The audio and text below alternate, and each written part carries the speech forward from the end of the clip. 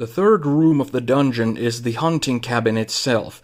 The hunting cabin has two windows with closed shutters, one on its north wall and one on its south wall, and from inside there emanates the screams and wails of a very chaotic scene. So before we get into that, let's go through the actual interior. If you enter through the front door, on your left you're gonna see a stack of firewood in a basket, and on the wall beside it is going to be a longbow and a hand crossbow, along with 20 bolts and 20 arrows for hunting purposes.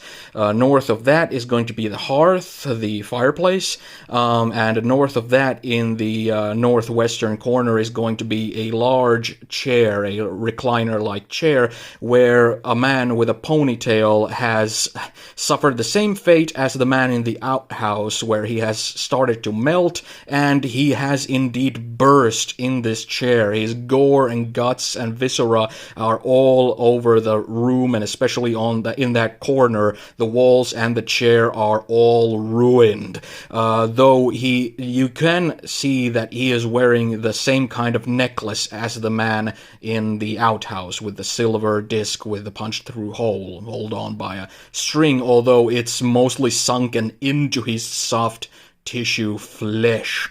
To his right, on the northeastern corner, there's 3 bunk beds stacked on one another. So this place, you can have 3 people living here at once. To the south of that, on the eastern wall, there's a cabinet for all sorts of kitchen utensils and purposes. So there's a stool, and south of that is a kitchen table with all sorts of jars and things like that, and cutlery. Next to that, in the middle of the room, is going to be a trapdoor that's not trying to hide its presence at all. It's clearly to a cold cellar, and in the actual room there is indeed a chaotic scene going on. There are 2 gnolls in here, and one of them is dead. It's lying on the floor, and it's suffered such horrendous acid burns that that's been his demise. Most likely they have fought the oozing flesh mound here in the corner, and it burst, and the acid spray bored through the corroded the gnoll's face to such extent that it affected its brain and its entrails, and it suffered a horrible death lying on the floor. His friend, however, the other gnoll that's in here, is still alive, though the acid splash did injure its eyes to the extent to where he's completely blind. Gnolls, however, have such exceptional hearing and smell that if players do come in, it's going to attack them no matter what. It's not in a frame of mind where it's going to converse with anyone, even if they knew how to converse with a gnoll.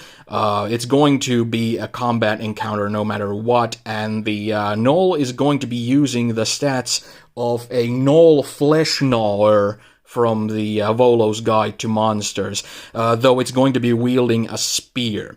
The modifications that we're going to be making to that stat line is going to be that because he is blinded, he is going to make all his 3 multi-attacks with disadvantage.